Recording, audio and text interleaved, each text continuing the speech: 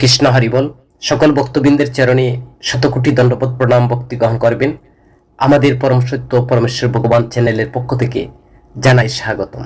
শ্রীমদ্ ভাগবত কথামৃত ভাগবতের প্রথম স্কন্ধের সার মাধুর্য কথা এই ভিডিওতে তুলে ধরার প্রয়াস করছি। আশা করি শেষ পর্যন্ত সম্পূর্ণ ভিডিওটি শ্রবণ করবেন, এই অনুরোধ আপনাদের কাছে। শৌনকাদি ঋষিগণ 6টি প্রশ্ন করেছিলেন সুতজির কাছে এবং তারা স্বয়ং ভগবানের লীলা কথা শুনতে চেয়েছিলেন। তো ঋষি সুত গোস্বামী তিনি ধারাবাহিকভাবে লীলা কথা বর্ণন করতে লাগলেন। মহাভারতের যুদ্ধ শেষ হলে কৌরব ও পাণ্ডবদের যোদ্ধারা বীরের মতো পড়ে গিয়েছিল এবং বীর মৃত্যুর ধ্বনিত করেছিল। দুর্যোধনের উরুতে ভীমের প্রচণ্ড আঘাতে তা ভেঙে যায়। তিনি মৃত্যুর অপেক্ষায় শুয়েছিলেন। অশ্বত্থামা সেই দৃষ্টি সহ্য করতে পারেনি, তাই দুর্যোধনকে খুশি করার উদ্দেশ্যে দ্রৌপদীর ছেলেদের মাথা কেটে ফেললেন যখন তারা ঘুমিয়েছিল। কিন্তু এমন লজ্জাজনক জঘন্য কাজে তার কাছে সত্যি সবচেয়ে অপছন্দনীয় ছিল। দ্রৌপদীর জন্য তার পুত্রদের ভয়ানক বধ অসহ্য ছিল। তিনি তিক্তভাবে কাঁদলেন, কেউ তাকে সান্ত্বনা দিতে পারেনি। অর্জুন একইভাবে শোকাহত ছিলেন, কিন্তু তিনি আর ক্ষুব্ধ হয়ে অশ্বত্থামার প্রতিশোধ নেওয়ার সিদ্ধান্ত নেন। অর্জুন তার ধর্ম পরিধান করে এবং তার গান্ডীব নিয়ে কৃষ্ণের সাথে তার রথে যাত্রা করলেন। অশ্বত্থামা আশা করেছিল যে দুর্যোধন তার শত্রুর ছেলেদের হত্যা করার জন্য তাকে প্রশংসা করবেন, কিন্তু দুর্যোধন একজন সাহসী যোদ্ধা ছিলেন, যিনি সরাসরি যুদ্ধক্ষেত্রে যুদ্ধ করেছিলেন। তিনি বধ অনুমোদন করতে পারেননি। ঘুমন্ত পুরুষ, এমনকি একজন ব্রাহ্মণ, এমন একজন মহান শিক্ষক দ্রোণাচার্যের পুত্র হিসাবে অশ্বত্থামা এমন একটি জঘন্য পাপ করেছিল, দুর্যোধন কিন্তু তা মেনে নিতে পারেননি। এখানে আমাদের মনে রাখা উচিত যে একই দুর্যোধন পাণ্ডবদের হত্যা করার পরিকল্পনা করেছিল যখন তারা বালকরা ঘুমিয়েছিলেন। এই রহস্যময় উপায় দেখার মানুষের মন কাজ করে। কোনো শরীরের সম্পূর্ণ নিখুঁত বা অপূর্ণ নয়। সময় সবকিছু পরিবর্তন করে এবং মানুষের মনও কোনো ব্যতিক্রম নয়। অশ্বত্থামা দূর থেকে দেখে যে অর্জুনের তার দিকে ছুটে আসছেন, রথে তার প্রাণের জন্য দৌড়াতে লাগলেন, কিন্তু শীঘ্রই তার গুলাগুলো ক্লান্ত হয়ে পড়ে, তার গতি কমিয়ে দেয়। তিনি জানতেন যে তার জীবন বিপন্ন এবং কেউ তাকে রক্ষা করতে পারবেন না। অবিলম্বে তার মনে ব্রহ্মাশ্রম এর চিন্তা আসে। তার জীবন রক্ষা করার জন্য সর্বশ্রেষ্ঠ একমাত্র উপায়, যদিও তিনি মারাত্মক মিসাইল সদৃশ অস্ত্রটি কিভাবে প্রত্যাহার করতেন তা জানেন না। তিনি এটি তার ধনুক থেকে গুলি করেছিলেন।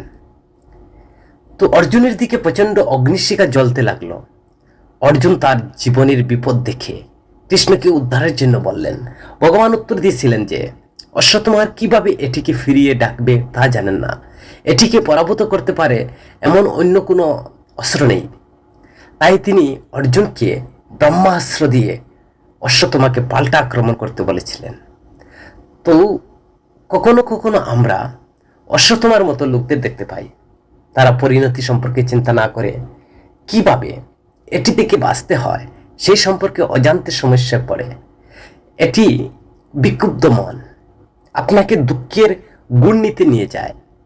বিপরীতে অর্জুন ভগবান দ্বারা পরিচালিত একটি মন প্রতিনিধিত্ব করে, তাই যখন তার সুরক্ষা প্রয়োজন হয় তখন তিনি প্রভুর দিকে ফিরে যেতে পারেন। দুটি শক্তিশালী ব্রহ্মাস্ত্র একে অপরের সাথে সংঘর্ষের পথে সারা বিশ্বকে নাড়া দিয়েছিল। সমগ্র পৃথিবী, আকাশ মহাকাশ তাদের অগ্নিমুখে আবৃত ছিল, যা সূর্যের প্রচণ্ড অগ্নি এবং আদি সেনাসের মুখের মধ্যে নির্গত প্রবল অগ্নির মতো জ্বলজ্বল করেছিল। সমগ্র সৃষ্টির হতভাগ ও ভীত অর্জুন বুঝতে পেরেছিলেন যে পরম করুণাময় ভগবান তাকে বিশ্বের বেঁচে থাকার জন্য যে উভয় যে ব্রহ্মাস্ত্রটা প্রত্যাহার করতে চেয়েছিলেন, তাই তিনি সেগুলো প্রত্যাহার করেছিলেন, কারণ অশ্বত্থামা তা করতে পারেনি। তাই তারপর তিনি অশ্বত্থামাকে একটি দড়ি দিয়ে বেঁধে দ্রৌপদীর কাছে টেনে নিয়ে যান, যিনি এখনো তার সুখ থেকে মুক্তি পাননি, পুত্র সুখের। কে বা এমন দুঃখের মধ্যে কে স্থির থাকতে পারে? একবার ভাবুন, ওর কাছ থেকে একটা কথা, সেই মুহূর্তে অর্জুন তাকে মেরে ফেলবেন। এমনকি কৃষ্ণ অর্জুনকে বলেছিলেন যে অশ্বত্থামা তার কাছ থেকে কোনো করুণা পাওয়ার যোগ্য নয়। কিন্তু দ্রৌপদীর অর্জুনকে মুক্ত করতে বলেন সবাইকে অবাক করে তিনি বলেছিলেন যে তিনি জানেন একজন মায়ের কাছে পুত্র দুঃখ বলতে কি বোঝায়। তাই কৃপি অর্থাৎ অশ্বত্থামার মা সে অসহ্য যন্ত্রণা থেকে রক্ষা পান। তো দ্রৌপদী কি মহান মহিলা ছিলেন। বিশ্ব সাহিত্যে দ্রৌপদীর চরিত্র স্বতন্ত্র। 5 জন সাহসী স্বামীর স্ত্রী হিসাবে, একজন রানী হিসাবে এখনো দুর্যোধনের দাস হতে বাধ্য, একজন আঘাতপ্রাপ্ত নারী হিসাবে তার প্রতিশোধ নেওয়ার জন্য দৃঢ় প্রতিজ্ঞ, তার স্বামীদের জন্য নিরন্তর অনুপ্রেরণার হিসাবে, একজন দক্ষ গৃহবধূ হিসাবে, এমনকি বনে প্রবাসে কৃষ্ণের সবচেয়ে প্রিয় বন্ধু হিসাবে কি সব ভূমিকা তিনি সুন্দরভাবে অভিনয় করেছেন। কিন্তু দ্রৌপদী সত্যিকারের মা, যিনি চরম অসহ্য যন্ত্রণা সহ্য করেও অন্য মায়ের প্রতি মমতা দেখিয়ে শীতল মনে মানুষের চোখ ভিজিয়ে দিতে পারেন। এই মহিলা এমন বৈচিত্র্যময়, বহুমুখী এই জগতে রয়েছে, বিরল ব্যক্তিত্ব ছিলেন। দ্রৌপদীর করুণাময় কথা ধর্মপুত্রকে খুশি করেছিলেন এবং তিনি প্রশংসা করেছিলেন যে তিনি একজন সাধারণ মহিলা নন, কিন্তু একজন মহান মন। তবুও ভীম অশ্বত্থামাকে বাঁচানোর জন্য তার আবেদন সম্পর্কে শঙ্কিত ছিলেন। তিনি দৃঢ়ভাবে নির্দেশ করেছিলেন যে তিনি কোনো করুণার যোগ্য নয়, কারণ তিনি ঘুমন্ত অবস্থায় নিষ্পাপ শিশুকে হত্যা করেছেন, জবাই করেছেন। কৃষ্ণ একটি আপোষমূলক পরামর্শ দিয়েছিলেন যে অশ্বত্থামাকে এইভাবে টেনে নিয়ে যাওয়া এবং তাকে হত্যা করা ঠিক নয়, যদিও তিনি সবচেয়ে জঘন্য শত্রু। তাই তিনি বলেছিলেন যে তার কপালে ছিদ্র করা এবং তাকে রক্ষাকারী রত্নটি সরিয়ে ফেলার যথেষ্ট। প্রকৃতপক্ষে এই রত্নটি সেই জ্ঞানকে বোঝায় যা ব্রাহ্মণ বুদ্ধিকে সুশোভিত করে, আর জ্ঞান ছাড়া ব্রাহ্মণ মৃতদেহের মতো প্রাণহীন। অর্জুনের তার আনুগত্য করলেন, এটি অশ্বত্থামার জন্য অপমানজনক ছিল। তিনি আহত, অপমানিত হতে চলেন। তো তারা সবাই গিয়ে প্রয়াত প্রিয়জনকে শেষকৃত্য জানালেন। এরপর কৃষ্ণ দ্বারকায় ফিরে যাওয়ার জন্য প্রস্তুত হলেন। তারপর তিনি একজন মহিলার বিস্মিত কান্না শুনতে পেলেন। মাঝে মাঝে আমরাও ভাবি কেন সর্বজ্ঞ প্রভু বাধা দেননি, এমনকি তার সবচেয়ে প্রিয় মানুষদের জন্য এমন বিপর্যয়। উত্তরটি খুবই সহজ, তিনি আমাদের দুর্যোগ ব্যবস্থাপনার কৌশল শিখতে চেয়েছিলেন। তাহলে শুধুমাত্র ওই পবিত্র জ্ঞান আমাদের নিজেদের জীবনে উদ্ধার করতে পারে। এটি ছিল উত্তরা, অভিমন্যু অর্জুনের পুত্র। বিধবা কৃষ্ণের দিকে ছুটে যাচ্ছিলেন, ভয়ে মহাকাশে হয়ে গিয়েছিল, সাহায্যের জন্য চিৎকার করছেন। আর সেই চিৎকার করেছিলেন যে একটি তীর তার কাছে আসছে, এটি তার গর্ভের সন্তানকে মেরে ফেলবে। কৃষ্ণ দেখলেন যে এটি ছিল অশ্বত্থামার ব্রহ্মাস্ত্র, যা পাণ্ডবদের একমাত্র উত্তরাধিকারী কে নির্দেশিত করেছিল। অশ্বত্থামা পাণ্ডবদের উপর আঘাত সাথে যোগ করা বা অপমানের প্রতিশোধ নিচ্ছিল। উত্তরার অনুরোধ করেছিল যে এটি তার জীবন দিতে দিন, তবে অন্তত তার সন্তানকে বাঁচান, যে পাণ্ডবদের পরিবারের শেষ একটি বংশ, তাকে বাঁচতে দিন। আঘাত করা শত্রুর প্রতিশোধ নিতে ভুলবেন না। অন্য ব্যক্তিকে আঘাত করার আগে একজনকে সর্বদা পরিণতির মুখে হতে হয়, প্রস্তুত থাকতে হবে। উত্তরা একজন রাজকুমারের দায়িত্ববোধ দেখাচ্ছেন। তিনি নিজের সম্পর্কে উদ্বিগ্ন নয়, কিন্তু রাজবংশের বংশ সম্পর্কে তিনি উদ্বিগ্ন ছিলেন। আমাদের সমস্ত পুরাণে আমাদের নায়ক নায়িকারা ব্যক্তি স্বার্থের চেয়ে সমাজের সমষ্টি বা সামষ্টিক স্বার্থ রক্ষার্থে উদাহরণ দেখিয়েছেন। এটি আজ আমরা আরো প্রাসঙ্গিক আমাদের জন্য। একটি প্রতিষ্ঠান একজন ব্যক্তির চেয়ে অনেক গুরুত্বপূর্ণ। উত্তরা সরাসরি প্রভুর কাছে গেলেন। সে আর কারো কাছে সহযোগিতা চাননি। স্বয়ং প্রভু ছাড়া আর কেউ আমাদের মৃত্যুর তাবা থেকে বাঁচাতে পারে। উত্তরার আত্মসমর্পণ খুবই অনন্য কারণ তিনি সরাসরি প্রভুর কাছে গিয়েছিলেন। কৃষ্ণ তার সুদর্শন বহন করলেন এবং শক্তিশালী অস্ত্র উত্তরাকে ঢালের মতো দেখিয়ে দেন। ব্রহ্মাস্ত্রকে অন্য কোনো অস্ত্র দ্বারা প্রতিহত করা যায় না, কিন্তু ভগবান সুদর্শন চক্রে এটিকে সম্পূর্ণরূপে শুষে নিয়েছিলেন। পাণ্ডবদের বিপদ থেকে রক্ষা করেছিলেন। পাণ্ডবরা আবার নিরাপদ হওয়ায় কৃষ্ণ তাদের দ্বারকার উদ্দেশ্যে ছেড়ে চলে যাচ্ছিলেন। তারপর কুন্তী মাতা প্রার্থনা নিয়ে তার কাছে ছুটে গেলেন। দৃষ্টিব্য হচ্ছে আমরা এটিকে এইভাবে নিতে পারি। ব্রহ্মা স্রষ্টা মনের প্রতিনিধিত্ব করেন, আর মনের যে কোনো সৃষ্টি নিজের চৈতন্য নাম প্রভু স্বয়ং আবির্ভূত এবং অদৃশ্য হয়ে যান। সুদর্শন অর্থ হলো ভালো দৃষ্টি, পরম সত্যের দর্শন, পরমেশ্বর সত্যের দর্শন, এমনকি পরম সত্যের এক আভাস আপনাকে মনের সমস্ত হুমকি থেকে মুক্ত করে। আমরা পরে আরো দেখতে পারি বা দেখতে পাই মায়ের ভক্তি গর্বে সন্তানকে প্রভাবিত করে। সুতরাং একজন বহনকারী মাকে তার সাধনা এবং সৎসঙ্গের সাথে খুবই প্রতিশ্রুতিবদ্ধ হতে হবে। কুন্তী স্তুতি করছেন, কুন্তী দেবী ভগবান কৃষ্ণের বিভিন্ন গুণাবলী বর্ণনা করে তিনি তাদের যে সব করুণাময় সমর্থন দিয়েছিলেন তা স্মরণ করে তার কাছে অত্যন্ত ভক্তিমূলক প্রার্থনা করেছিলেন। তিনি তাকে সে এক হিসাবে দেখেন যিনি প্রত্যেকের মধ্যে চৈতন্য হিসাবে তিনি সকলের মধ্যে বাস করছেন। তিনি বলেছিলেন যে কৃষ্ণ তার প্রতি সদয় ছিলেন তার নিজের মা দেবকীর চেয়ে বেশি, যিনি কংসের কারাগারে দীর্ঘদিন ভুগছিলেন এবং তার সন্তানদের হারিয়েছিলেন। কিন্তু কুন্তী তার পুত্ররা সর্বদা প্রভুর দ্বারা সুরক্ষিত ছিল। দুর্যোধনের বিষ থেকে ভীম, সবগুলো ছিয়ে থেকে ব্রহ্মাস্ত্র থেকে পাঞ্চালী, এখন এমনকি অশ্বত্থামার ব্রহ্মাস্ত্র থেকে উত্তরার গর্ভের শিশু শ্রীকৃষ্ণের কাছে পাণ্ডবরা কতটা ঋণী। দৃষ্টিব্য হচ্ছে আসুন আমরা নিজেদেরকে জিজ্ঞাসা করি, যদি আমাদের একটি পছন্দ দেওয়া হয় তাহলে আমরা কি নির্বাচন করব? সমস্ত পার্থিব সম্পদ নাকি স্বয়ং মহাপ্রভু? একইভাবে তিনি তার কাছে প্রার্থনা করেছিলেন আরো বেশি করে তাদের সাথে থাকার জন্য। উত্তরা এবং তার সন্তানকে রক্ষা করুন। পরম করুণাময় পরমেশ্বর ভগবান কিভাবে এমন ভক্তের আবেদন প্রত্যাখ্যান করবেন? তাই তিনি তাদের সাথে থাকতে রাজি হলেন। তার প্রকৃত ভক্তদের প্রতি কৃষ্ণের করুণা এখানে স্পষ্টভাবে প্রকাশ করা হয়েছে। আপনি যদি আপনার নিজের জীবন ফিরে পান বা ফিরে যান, তখন আপনি এমন অনেক উদাহরণও দেখতে পাবেন যেখানে আপনি সেই অদৃশ্য শক্তির দ্বারা সমর্থন করেছিলেন। যখনই তোমার শক্তি লোপ পায় এবং সাহায্যের জন্য প্রার্থনা করেছিলেন, তখনই তোমার যত্ন নেওয়া উচিত। সুতরাং আসুন আমরা সেই শক্তিকে চিনতে পারি এবং আমাদের হৃদয়ে গভীর থেকে গভীরভাবে ধর্মপুত্রের যন্ত্রণা কথা শুনি। এখন যুদ্ধ শেষ হয়েছে, জ্যেষ্ঠ পাণ্ডবদের ধর্মপুত্রের মুকুট অনুষ্ঠানের সময় ছিল, কিন্তু চারদিকে যুদ্ধের যে দৃশ্য দেখেছেন তা তিনি সহ্য করতে পারেননি। ধর্মপুত্র যুধিষ্ঠির মাত্র কয়েকজন যুদ্ধ অবশিষ্ট ছিল এবং তার সকল যারা কাকাতো জেঠাতো যারা আত্মীয় স্বজন ভাই কৌরবরা সবাই মারা গিয়েছে। এইভাবে তিনি অত্যন্ত দুঃখার্ত, এমনকি অশ্বত্থামা তাদের নিজের সন্তানদের হত্যাও করেছিল।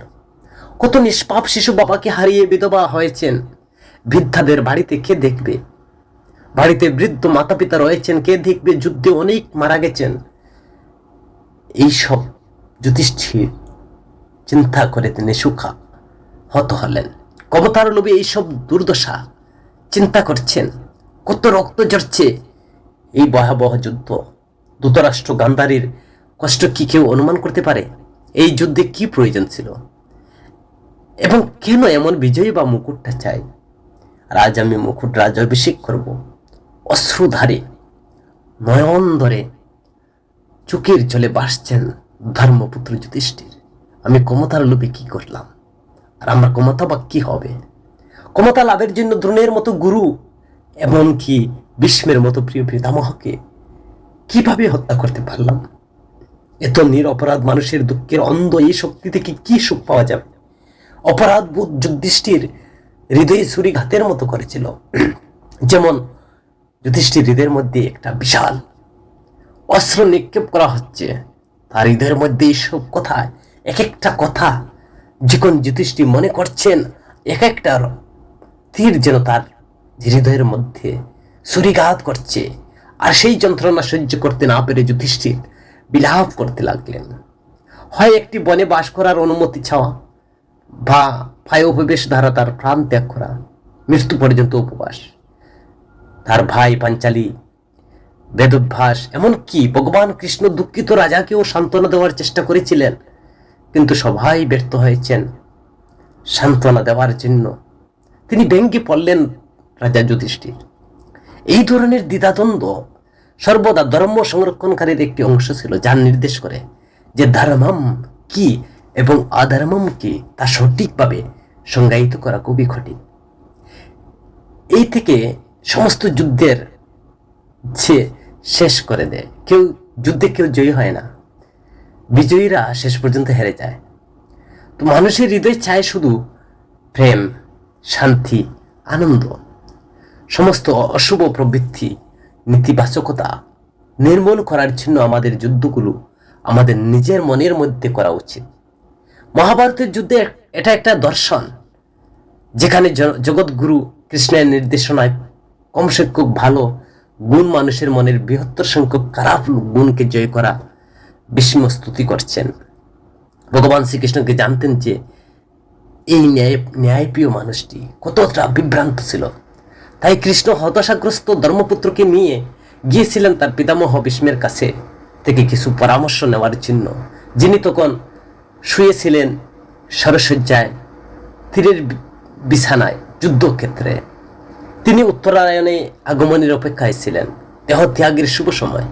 ঋষি বেদব্যাস এবং অন্যান্য ঋষিদের সাথে পাণ্ডব ভাইয়েরা তাকে অনুসরণ করেছিলেন। ভীষ্ম পিতামহ তীরের শয্যায় পতিত পর্বতের মতো শুয়েছিলেন, যা তার সমস্ত শরীরকে সুশোভিত করেছিল। সেখান থেকে উঠতে না পেরে তিনি ভগবানকে প্রণাম নিবেদন করেছিলেন। তার দৃষ্টিতে সম্মানের শব্দে পাণ্ডবরা তার সামনে প্রণাম করলেন। তিনি করুণা এবং পরম ভালোবাসা ভরা চোখে তার নাতি নাতনির দিকে তাকালেন। তিনি কতটা বোধগম্য ছিলেন, যেমন তিনি তার সদয়কতা দিয়ে তার সান্ত্বনা করেছিলেন। তিনি জানতেন পাণ্ডবদের সাথে কৌরবেরা তার শশীপুর থেকে কতটা খারাপ আচরণ করেছিল। সেই সমস্ত বছর তাদের কি কি সংকটের মুখোমুখি হতে হয়েছিল। প্রভুর কাছ থেকে সমর্থন না পেলেও তাদের মায়ের কি হতো। অন্য কারো হচ্ছে ভীষ্ম যুদ্ধ জানতেন অনিবার্য ছিল, কিন্তু দুর্যোধনকে প্রভাবিত করতে তিনি অসহায় ছিলেন। এখন ধর্মপুত্র ভীমাচার্যের সাথে কথোপকথন আলোচনা চলছে, শুরু হলো। সেই জ্ঞানী ব্যক্তি তার সমস্ত প্রশ্নের উত্তর দিলেন। ভীষ্ম হতাশাগ্রস্ত লোকটিকে বুঝাতে, তাকে উৎসাহের পুনরুদ্ধার করতে সফল হন। প্রভুর উপস্থিতি মৃত মানুষের জন্য সবচেয়ে আনন্দ বিষয় ছিল। এখন ভীষ্ম ভগবানের মহিমা প্রশংসা করেছেন। একটি ভীষ্ম স্তুতি নামে পরিচিত ছিল, যা ভাগবতে ভীষ্ম স্তুতি হিসাবে সেখানে বর্ণনা করা হয়েছে। শ্রী বিষ্ণু সহস্রনাম হলো ভীষ্মের প্রভুর হাজার নামের আবৃত্তি। তো দৃষ্টব্য হচ্ছে, এটা দেখে আশ্চর্য লাগে যে একজন যুবক শারীরিকভাবে শক্তিশালী, একজন বৃদ্ধ শারীরিকভাবে দুর্বল এবং তদুপরি একজন মৃত ব্যক্তির দ্বারা অনুপ্রাণিত হয়েছিল। তো আমাদের শরীর এই শারীরিক এবং মানসিক যে অনুষদ, একটি শক্তিশালী মন ছাড়া কাজ করতে পারে না। যখন মন দুর্বল হয়, আমরা মানসিক অশান্তিতে পড়ে যাই, তখন আমরা অকার্যকর হয়ে পড়ি। কিন্তু মৃত্যুশয্যায় ভীষ্ম অসীম মানসিক শক্তি প্রদর্শন করেছিলেন, যা নিঃসন্দেহ যুধিষ্ঠির দুর্বল মন খেয়ে তিনি উন্নত করতে পারে, যা কৃষ্ণকে আপাত দৃষ্টিতে করতে পারেননি, যা কৃষ্ণ করতে পারেননি, কিন্তু তা ভীষ্মদেব করেছেন। আমরা আমাদের জীবনের একটি অনুভব করেছি, একজন শারীরিকভাবে প্রতিবন্ধী ব্যক্তি অস্বাভাবিকভাবে মানসিক শক্তি প্রদর্শন করতে পারে এবং এইভাবে সাধারণ মানুষের চেয়ে অনেক বেশি উচ্চতা অর্জন করতে পারে। কৃষ্ণের সর্বোচ্চ বুদ্ধিমত্তা জানতে কিভাবে ধর্মপুত্রের মানসিক সমস্যার সমাধানের জন্য একটি মনস্তান্ত্রিক পদ্ধতি প্রয়োগ করতে হয় বরাবরের মতো ঠিক ছিলেন। ভীষ্মের উপদেশ শুনে ধর্মপুত্র প্রভুত্ব মানসিক স্বস্তি পেলেন। পার্থিব জীবন থেকে বিদায়ের সময় এলো। ভীষ্মদেব তার সমস্ত মনোযোগ ভগবানের প্রতি নিবন্ধ করলেন এবং তিনি তার চতুর্ভুজ রূপের পরম ভগবানকে দর্শন করেন। তিনি সমস্ত প্রাণীর মধ্যে এবং সমগ্র সৃষ্টির সমস্ত ঘটনার মধ্যে একমাত্র প্রভুকে দেখতে পান। একজন সত্যিকারের যোদ্ধা হিসাবে ভীষ্ম পিতামহে তার অন্তিম মুহূর্তগুলোকে সদয়ভাবে গ্রহণ করেছিলেন। স্বয়ং ভগবান মিশে গিয়েছিলেন, যদিও পাণ্ডবরা তাদের প্রিয় পিতামহ তাদের চিরতরে ছেড়ে চলে যাওয়ার দুঃখী ছিলেন। তারা শান্ত ছিল, কারণ শেষ মুহূর্তগুলো প্রভুর আশীর্বাদ পেয়েছিলেন। তো তারা সবাই হস্তিনাপুরেতে ফিরে যান। এবং শোকাহত রাজা ধৃতরাষ্ট্র গান্ধারী দেবীকে সান্ত্বনা দেন। সেখানে পরে যুধিষ্ঠিরকে রাজা হিসেবে মুকুট দেওয়া হয়। পাণ্ডবরা রাজ্য শাসন করতে শুরু করেন।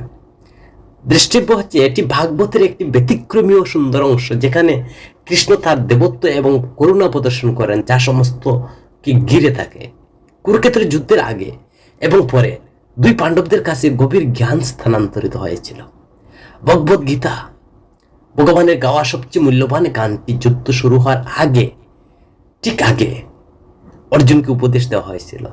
আর যখন তিনি তার গুরু এবং প্রিয় আত্মীয়দের, বিশেষ করে ভীষ্ম পিতামহের বিরুদ্ধে লড়াই করার জন্য বিষণ্ণ এবং হতাশ হয়েছিলেন, এখন যুদ্ধ শেষ হওয়ার ঠিক পরে আমরা যুধিষ্ঠিরকে একই মানসিক যন্ত্রণার মধ্যে খুঁজে পেতে পারি যা এর সাথে যুক্ত হয়েছে। তো আমরা ভাবতে পারি, কেন কৃষ্ণ তার মনকে উন্নীত করছিলেন না যেমন তিনি অর্জুনের সাথে করেছিলেন? উত্তর হলো, তিনি ভীষ্মকে সুযোগ দিয়ে যুধিষ্ঠিরকে আলোকিত করেছিলেন। পিতামহ হিসাবে ভীষ্মের নীরবতা এবং যুদ্ধ থামাতে অক্ষমতাকে সমর্থন করা যায় না। এটি সারা জীবন পাণ্ডবদের জন্য অপরিসীম সমস্যা সৃষ্টি করেছিল। কিন্তু এখন তার প্রজ্ঞার কথা যুধিষ্ঠির মনকে পুনর্জীবিত করে পাণ্ডবদের কাছে তার সমস্ত ঋণ শোধ করেছেন। এটি প্রভুর কৃপা ছাড়া আর কিছুই মিলে না, আর কিছু নয়। আরেকটি সৌন্দর্য হলো, ভীষ্মদেবের ভগবানের দৃষ্টি সর্বত্র সর্বব্যাপী চৈতন্য হিসাবে। তো যতক্ষণ না আমরা ঈশ্বরকে একজন ব্যক্তি হিসাবে দেখি, তো নিজেদের থেকে আলাদা, ততক্ষণ আমরা মৃত্যুর ভয়কে অতিক্রম করতে পারি না। সুতরাং আমরা দেখতে পাচ্ছি যে কৃষ্ণের করুণা একই সাথে দাদা নাতনির কে রক্ষা করে। ধর্মের পুত্রের শাসন, দেশে ধর্মরাজ্য পুনঃপ্রতিষ্ঠিত হোক, প্রকৃতির মাতৃভূমিকে আশীর্বাদ করেছিলেন। প্রত্যেকে খুবই খুশি হয়েছিলেন।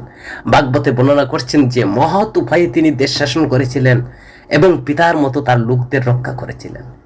তো আমরা স্মরণ করতে পারি, উত্তরার সন্তানকে ভগবান কৃষ্ণ অশ্বত্থামার ব্রহ্মাস্ত্র থেকে রক্ষা করেছিলেন। এখন মাতা কুন্তী উত্তরার কৃষ্ণের কাছে অনুরোধ করে বললেন, গর্ভে থাকা সন্তানকে রক্ষা করার জন্য, তাই তিনি চতুর্ভুজ রূপে শিশুটিকে তার গর্ভে প্রবেশ করেন, দর্শন দেন। এইভাবে তিনি এমনকি অনাগত শিশুকেও রক্ষা করেছিলেন। যথাসময়ে উত্তরা তার সন্তানের জন্ম দেয় এবং তার নামকরণ করা হয় পরীক্ষিত, যা তার জন্মের আগেও তিনি যেন পরীক্ষাগুলো দিয়ে এসেছিলেন, তাই তাকে বোঝায়। তো দৃষ্টিব্য হচ্ছে, আমরা এখানে কি শিখব? কথিত আছে যে গর্ভের সন্তান প্রভুকে দেখে একজন মা যত যত্নবান হন, তবে তিনি কিভাবে তার সন্তানকে রক্ষা করবেন যে এখনো জন্মায়নি? তাহলে স্বয়ং প্রভু ছাড়া আর কে সন্তান যত্ন নেবে? তো আমাদের ধর্মগ্রন্থ অনুসারে ঈশ্বর সে এক, যিনি দেহ, শ্বাস এবং দেহের তাপকে সংযুক্ত করেন।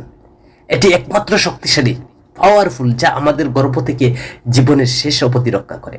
একজন মা সন্তানের প্রথম গুরু হয়ে ওঠেন যখন তিনি সন্তানের মধ্যে প্রভুর প্রতি ভক্তি ও ভালোবাসার সূচনা করেন। সুতরাং যখন একজন মহিলা তার গর্ভের সন্তান ধারণ করেন, তখন শ্রী বিষ্ণু সহস্র নাম জপ করা, ভজন শোনা, সৎসঙ্গে যোগদান করা অত্যন্ত বাঞ্ছনীয়, তা খুবই গুরুত্বপূর্ণ। এখন কৃষ্ণের হস্তিনাপুরীকে বিদায় জানানোর জন্য দ্বারকায় ফিরে আসার সময় ছিল, যিনি তার দর্শনের জন্য দীর্ঘকাল অপেক্ষা করেছিলেন। পাণ্ডব, মাতা কুন্তী, দ্রৌপদী এবং অন্য সকলে তাদের কাছ থেকে চলে যাওয়ার দেখে দুঃখিত হয়েছিলেন। আশ্চর্যের কিছু নেই, একবার আপনি তার কবচে ধরা পড়লে আপনিও প্রভুর সাথে আটালো হয়ে যাবেন। দ্বারকায় আনন্দের অশ্রু দিয়ে কৃষ্ণকে স্বাগতম জানালো। গল্পের কেন্দ্রবিন্দু এখন পরীক্ষিত। শশীব থেকে তিনি একজন বুদ্ধিমান শিশু ছিলেন। তিনি তীরন্দাজ এবং অন্যান্য সমস্ত রাজার দক্ষতা অর্জন করেছিলেন। তিনি শিল্পকলা এবং খেলাধুলার দক্ষতাও দেখিয়েছিলেন। তিনি একজন ভালো পণ্ডিত হয়েছিলেন। তার বীরত্ব এবং মহত্ব সম্পর্কে ঋষিদের সমস্ত ভবিষ্যৎ ধানই সত্য প্রমাণিত হয়েছিল। তিনি সমস্ত বড় হওয়ার সাথে সাথে তিনি ধার্মিক হয়েছিলেন। বিদুর তার দীর্ঘ তীর্থযাত্রার পর হস্তিনাপুরীতে ফিরে আসেন। তিনি ধৃতরাষ্ট্রের সাথে খুবই গুরুত্ব আলোচনা করেছিলেন। তিনি বৃদ্ধ অন্ধ রাজাকে শব্দময় জীবন ত্যাগ করার জন্য অনুরোধ করেন। আর এইভাবে ধৃতরাষ্ট্র গান্ধারীকে এবং কুন্তী দেবীর সাথে বানপ্রস্থে যান। ধর্মপুত্রদের শাসন শুরু করার পর এখন 36 বছর হয়ে গেছে। তো সময় যথারীতি চলে যাচ্ছিল। এই জগতে প্রতিটি জিনিসের শেষ আছে এমনকি প্রভুর জীবনেও যখন এটি পৃথিবীর প্রকাশিত হয়, তারপর যুগ শেষে কাছাকাছি ছিল, ভগবান কৃষ্ণের এই পৃথিবী ছেড়ে চলে যাওয়ার সময়ও হয়েছিল, তার অবতারের উদ্দেশ্য ইতিমধ্যে বাস্তবায়িত হয়েছিল। এইভাবে 125 বছর বয়সে তিনি তার দৈহিক দেহ ত্যাগ করেছিলেন এবং স্বর্গ আরোহণ করেছিলেন। অর্জুন ছিল কৃষ্ণের সাথে তার শেষ দেখা, এবং তারপর পারাক্রান্ত হৃদয়ে হস্তিনাপুরীতে ফিরে গেল। আমরা এইসব বিস্তারিত ভাবে দেখব। এই মর্মান্তিক সংবাদ পাণ্ডবদের শুলের মতো লাগলো।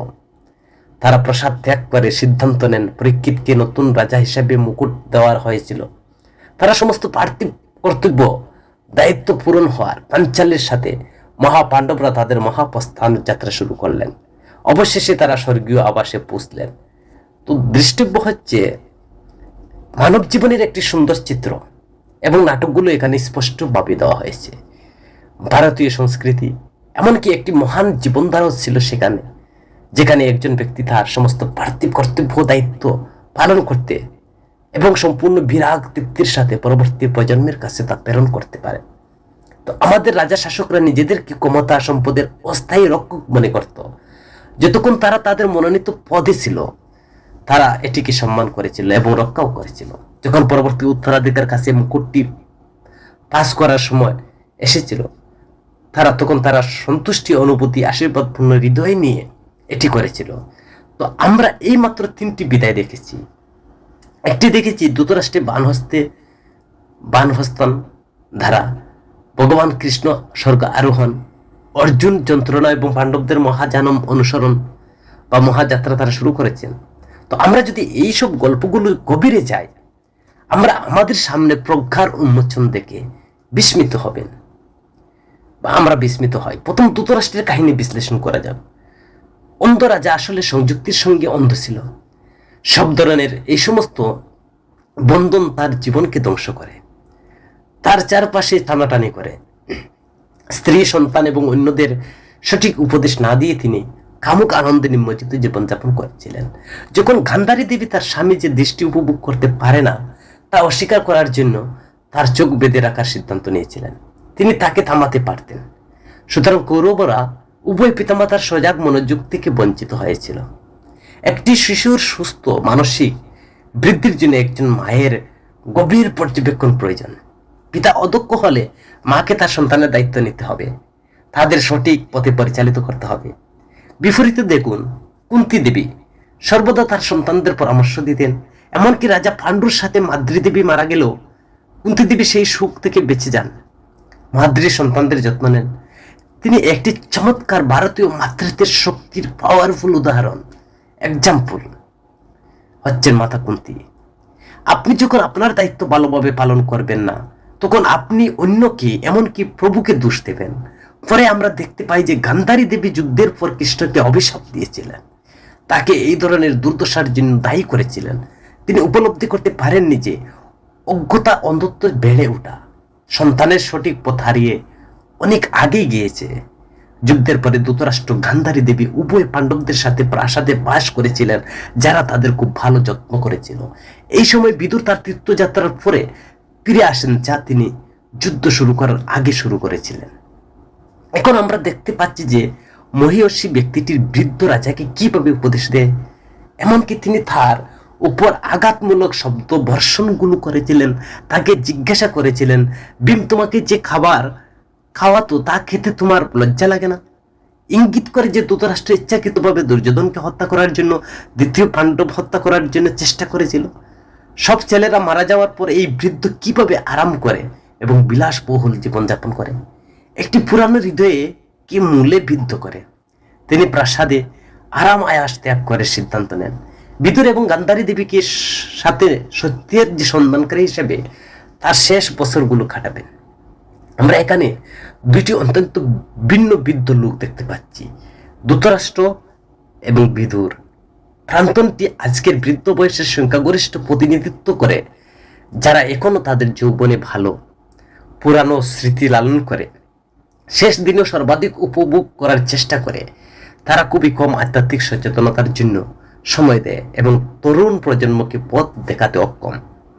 বিদুর ধ্রুব আত্মদর্শন এবং সৎসঙ্গের যে প্রতিনিধিত্ব করেছিলেন, অর্জিত বার্ধক্য জ্ঞানে প্রতিনিধিত্ব করেছিলেন। তিনি যুদ্ধে হস্তক্ষেপ না করে বিচক্ষণতার দৃষ্টান্তমূলক শক্তি দেখান। এই ধরনের শক্তি একাই অন্যদের পথ দেখাতে পারে।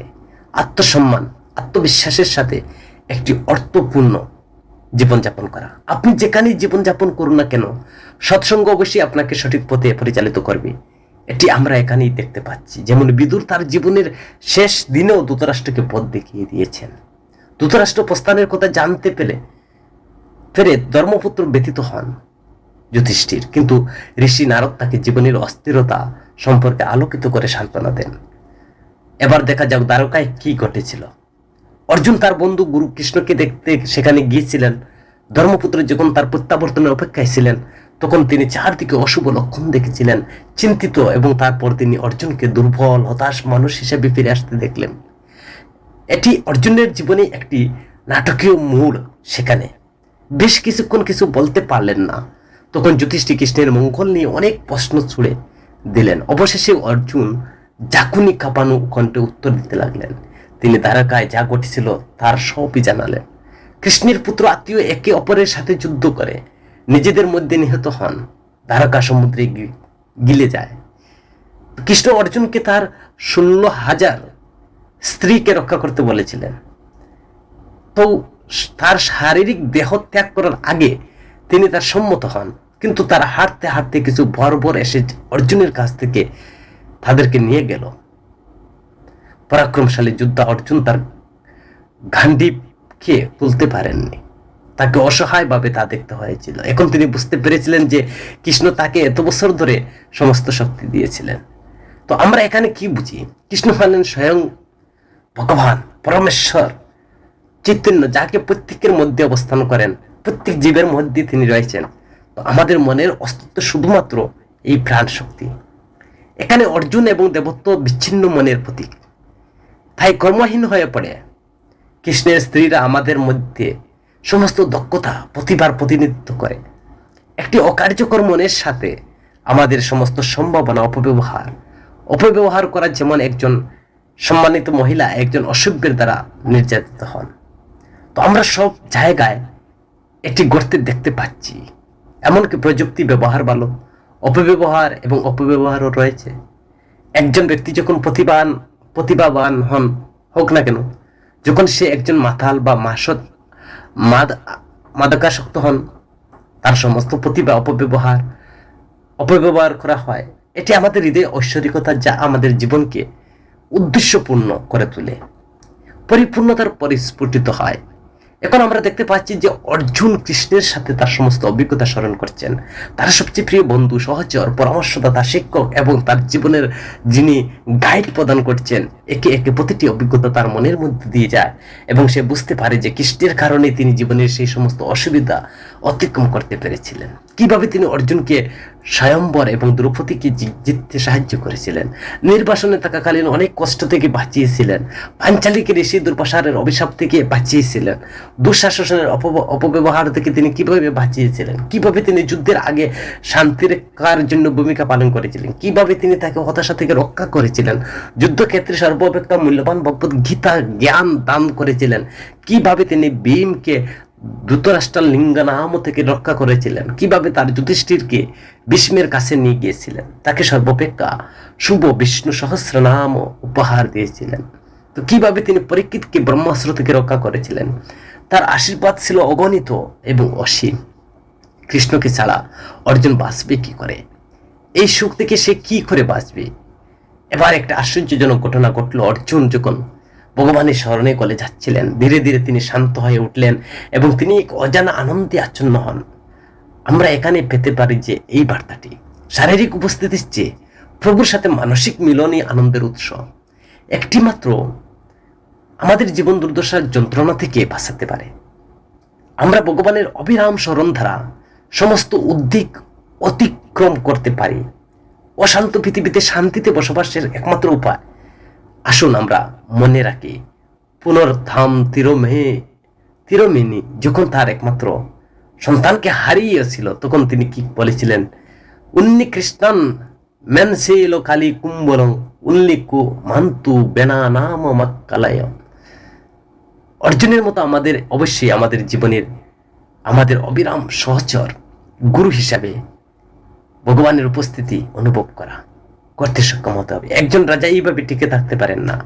আপনি যদি আপনার দায়িত্বটি ভালোভাবে পালন করতে না পারেন, এটি যোগ্য হাতে দেওয়াই ভালো।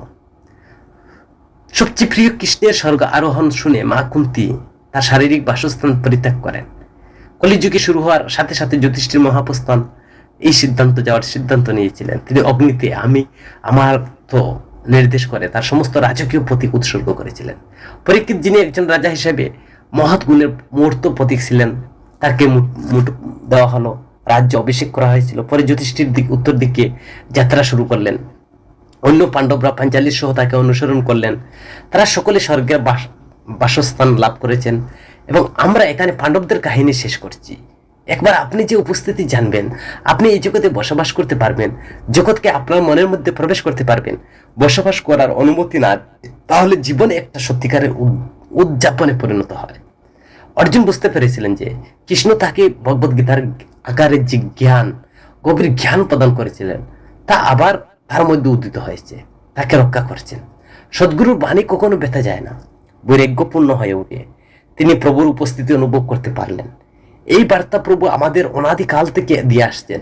আমরা কি বিবর্তনের সর্বোচ্চ প্রজাতি, ঈশ্বর প্রদত্ত বিশেষ অধিকার ব্যবহার করছি, নাকি আমরা নিছক অস্তিত্বের জীবনযাপন করছি? মানুষের মনের সম্ভাবনাগুলো অকল্পনীয়, এটা আমাদের পাওয়ার সবচেয়ে বড় সম্পদ। সুতরাং প্রতিটি মানুষের মনকে আত্মবিশ্লেষণ করা উচিত যে আমরা আমাদের এই সর্বোচ্চ অধিকার বা বিশেষ অধিকার ব্যবহার করছি। ধর্মপুত্র বুঝতে পেরেছিলেন যে এটি তার পার্থিব দায়িত্ব ছেড়ে দেওয়ার উপযুক্ত সময়। আমরা দেখতে পাচ্ছি এটা আমাদের চারপাশে ঘটছে। যখন আমাদের জীবনের সর্বোচ্চ প্রেরণাদায়ক ফ্যাক্টরটি আমাদের জীবন থেকে অদৃশ্য হয়ে যায়, তখন আমরা আমাদের দায়িত্ব থেকে সরে যাওয়ার মতো অনুভব করি। পার্থিব বিষয়ে রুচি কমে যায়। তো আমরা যদি তাদের জীবনের দিকে তাকাই, তাহলে আমরা দেখতে পাবো যে প্রাসাদে বসবাসকারী এবং তার কাকাতো ভাই কৌরবদের চেয়ে তাদের জীবন বেশি কষ্ট পেয়েছিল, কিন্তু তাদের জীবন স্বয়ং প্রভুর সাথে অতিবাহিত হয়েছিল, যা তারা কুড়ে ঘরে নির্বাসনে প্রাসাদগুলোকে হস্তিনাপুরীতে সমানভাবে আধ্যাত্মিক আবাসে পরিণত করেছিলেন। তাদের সবচেয়ে প্রিয় কৃষ্ণের সাথে তাদের কি একটি ঘটনাবহুল আশীর্বাদপূর্ণ জীবন ছিল। হরে কৃষ্ণ ভক্তমণ্ডলী, যদি মনে করেন আজকের এই ভিডিও থেকে ভাগবতীয় কথা, যদি মনে করেন নতুন তো কোনো তথ্য আমরা জানতে পারছি বা বুঝতে পারছি, আমাদের ব্যবহারিক জীবনে প্রয়োগ করতে পারছি, তাহলে যদি ভালো লাগে এই চ্যানেলটিকে সাবস্ক্রাইব করবেন এবং মন্তব্য করবেন এবং আপনার পরিচিত 4-5 জন বন্ধুর কাছে ভিডিওটি শেয়ার করবেন। কারণ এই ভিডিওটি হচ্ছে আমাদের ব্যবহারিক জীবনে কিভাবে আমাদেরকে অনুপ্রেরণাদায়ক আমাদের জীবনে তা প্রয়োগ করতে পারে।